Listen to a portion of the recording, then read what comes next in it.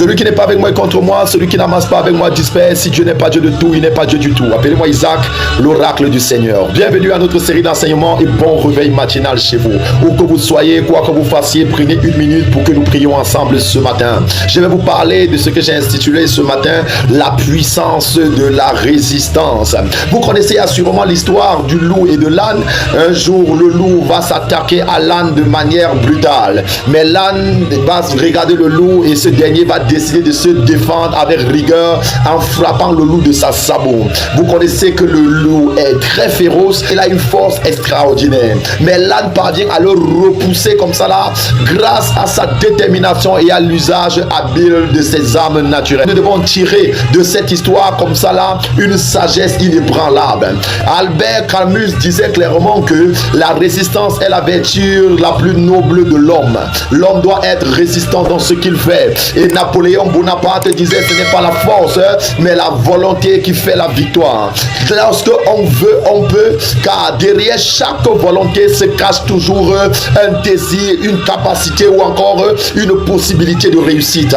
J'aimerais parler à quelqu'un ce matin. Je me souviens bien encore également de cette citation de Émile Zola qui disait clairement: mieux vaut mourir debout que de vivre à genoux. Nous devons apprendre à nous lever, qu'importe les difficultés, qu'importe les challenges.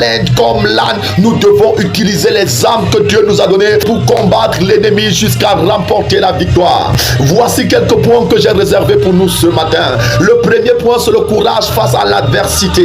L'âne fait preuve d'un courage remarquable en affrontant le loup. Ce n'est pas donné véritablement à l'âne d'affronter le loup, mais face à son prédateur, le gars utilise les armes naturelles. Que dit la parole de Dieu dans Isaïe 41, verset 10? Ne craignez point car je suis avec vous. Ne soyez pas effrayés car je suis votre Dieu. Dieu nous appelle à ne pas avoir peur. D'ailleurs, ce n'est pas un esprit de timidité que Christ nous a donné, mais un esprit de force et de courage. Tu dois te lever ce matin, vaillant héros, et tu dois combattre avec fermeté. La deuxième des choses que nous devons noter ici, c'est l'utilisation des ressources.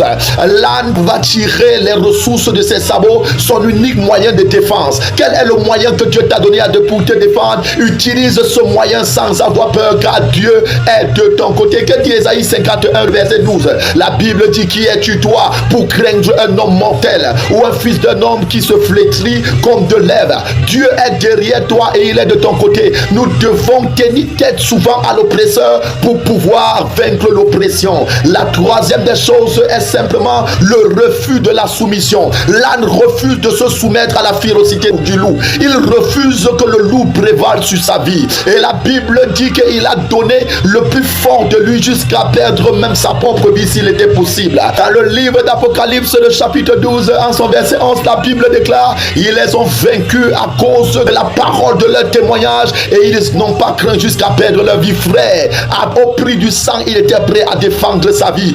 Défends ta vie auprès de tout ce que tu as de plus cher. Et la quatrième des choses, c'est la victoire. La ténacité de l'âne a fini par payer. Comme nous dit le psaume 31 au verset 25, soyez forts et affermissez votre cœur, vous tous qui espérez en l'éternel. Nous devons nous soutenir et tenir ferme. Même face à l'oppresseur le plus puissant, tenons ferme, car il est écrit dans Matthieu le chapitre 10 à son verset 16 clairement: voici je vous envoie comme des brebis au milieu des loups, mais soyez prudents comme des serpents. Et que fait le serpent? Le serpent ne t'attaque que lorsqu'il est en danger. Il faudrait que nous restons figés avec cette citation claire de Simon de Beauvoir qui disait: la liberté ne se donne pas, mais elle se prend. Arrachez votre liberté et soyez libres par le Saint-Esprit. Je prie pour vous ce matin que le Saint-Esprit vous donne la capacité d'être libre et de tenir ferme face à l'adversité. Que la paix soit sur vous et shalom.